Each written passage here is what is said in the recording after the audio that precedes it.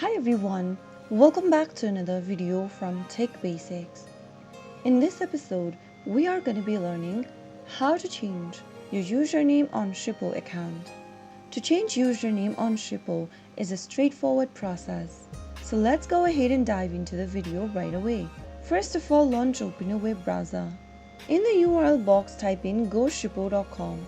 Once you get to the official website for GoShippo, make sure that you are signed into your account. After you are signed into the main homepage, go to the upper right corner and click on your profile icon. In the expanded menu, click on Profile. Now, go to the Name tab and erase your current name and type in a new name you'd like to change to. After you are done making the change, click on Save.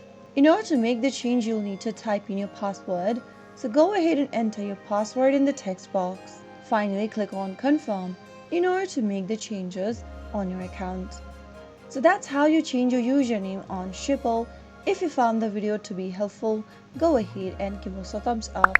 Don't forget to subscribe to the channel by hitting the subscribe button.